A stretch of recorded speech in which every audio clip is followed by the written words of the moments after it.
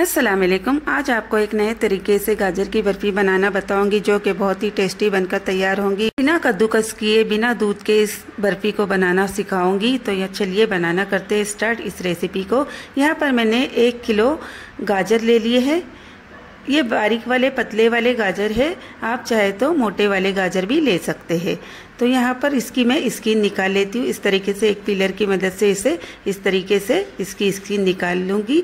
आप चाहे तो चाकू की मदद से भी इसकी स्किन निकाल सकते हैं। देखिए बहुत ही आसानी के साथ इसकी स्किन निकल जाती है। इस तरीके से पूरी स्किन निकाल लेना है। और यहाँ पर सभी गाजर की मैंने इस तरीके से स्किन निकाल ली है।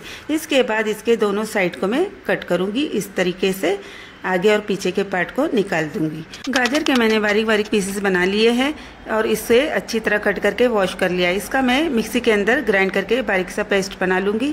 देखिए यहाँ पर इस तरीके से इसका पेस्ट बनकर रेडी हो चुका है। इतने पेस्ट को बनाने के लिए मैंने 1 कप का पानी यूज़ किया है। इस तरीके से आप भी इसे ग्राइंड कर सकते हैं बहुत ही आसानी के साथ। यहाँ पर मैंने एक नॉन स्टिक कढ़ाई गर्म होने रख दी है और इसके अंदर ये पेस्ट डाल दिया है। आप चाहे तो थोड़ा सा दरदरा भी इस पेस्ट को रख सकते हैं। अगर पेस्ट के अंदर बड़े बड़े टुकड़े हो तो उसे निकाल ले। इस गाजर को पेस्ट को मैं 10 से 15 मिनट तक इस तरह ही कुक करूंगी, जिसकी वजह से ये बहुत ही अच्छी तरह कुक हो जाएंगे और गल जाएंगे। तो यहाँ पर देखिए इसका पानी ड्राई होने लगा है। इसके अंदर मैं डाल देती हूँ चीनी। तो यहाँ पर तकरीबन मैंने आधा कप चीनी ली है। मेजरमेंट में जो आधा कप होता है उसी से मैं चीनी डाल रही हूँ, क्योंकि ये सीज़न के गाजर है और बहुत मीठे होते हैं। अगर आपको डालना है तो नाप से आप 100 ग्राम चीनी डाल सकते हैं। तो यहाँ पर देखिए इस तरीके से चीनी मेल्ट होने तक इसे कुक करना है। इस तरीके से इसे अच्छी तरह मिक्स करना है और देखिए चीनी मेल्ट होने लगी है। आधा टीस्पून के करीब इलायची पाउडर इसके अंदर मैं डाल देती हूँ। इससे खुशबू बहुत ही अच्छी आती है। इस तरीके से इसे अच्छी तरह मैं मिक्स करूँगी। अब इसके अंदर मैं डाल देती हूँ 1 टेबल स्पून के करीब घी। तो यहाँ पर आप कोई भी घी यूज़ कर सकते हैं, चाहे देसी या डालडा। क्योंकि गाजर की बर्फी में दूध का इस्तेमाल नहीं होता है, इसलिए खवे का ज़्यादा इस्तेमाल किया जाता है। तो यहाँ पर तकरीबन मैंने 200 ग्राम के करीब खवा ले लिया है और इसे इसके अंदर डाल दूँगी। ये फ्रेश खवा है। इस तरीके से इसे बारीक बारीक हाथों से मसल कर डाल दे और फिर इसे अच्छी तरह मिक्स करें। तो यहाँ पर देखिए पूरे खवे को मैंने अच्छी तरह डाल दिया है। अब इसे अच्छी तरह मिक्स करूँगी, जिसकी वजह से ये अच्छी तरह मेल्ट हो जाएगा। तो यहाँ पर आप खवे का ज़्यादा यूज़ करें, जिसकी वजह से ये हलवा बहुत ही टेस्टी बनकर तैयार होगा।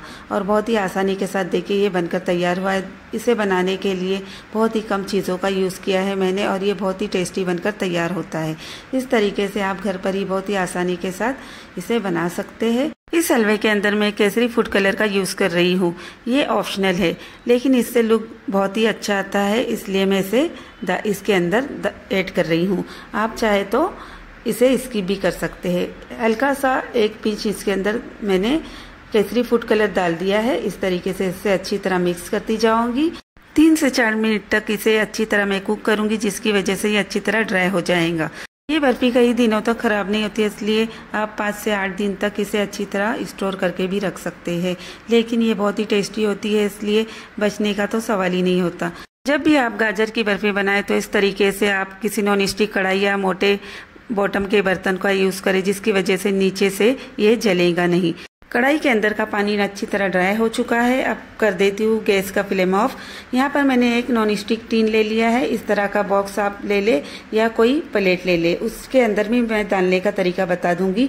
इसे अच्छी तरह ग्रीस कर दे ऑयल या बटर से। अब जो बर्फी का मिक्सचर है उसे एक स्पैचुला की मदद से इसके अंदर मैं डालती जाऊंगी।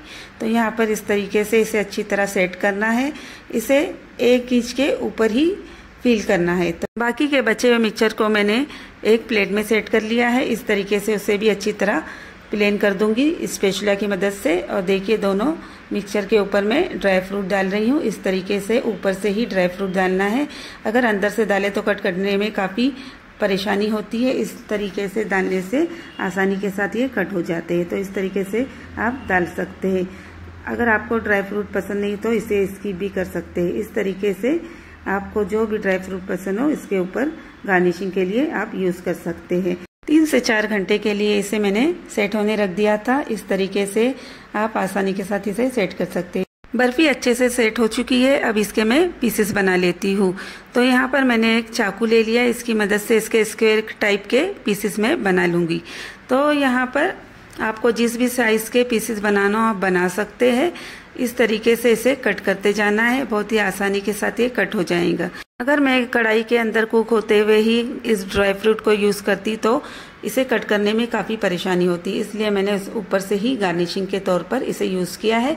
देखिए यहाँ पर इस तरीके से स्क्वायर टाइप के मैंने पीसेस कर लिए हैं। मैं इसके ऊपर सिल्वर पेपर की कोटिंग कर लेती हूँ, ये ऑप्शनल है लेकिन इससे लुक बहुत ही अच्छा आता है। इस तरीके से ऐसा लगता है कि आपने होटल से ही इस बर्फी को खरीद कर लाया हो। देखिए इसका लुक कितना अच्छा आया है। इस तरीके से 1 किलो गाजर से 1 किलो बर्फी बनकर रेडी हुई है। वीडियो पसंद आए तो चैनल को लाइक कर दे, वीडियो को सब्सक्राइब कर दे और बेल आइकन को भी प्रेस कर दे ताकि आने वाली वीडियो की नोटिफिकेशन आपको मिलती रहे। मिलते हैं फिर नेक्स्ट रेसिपी में। इस तरह से आपके लिए नई नई रेसिपी लाती रहूँगी।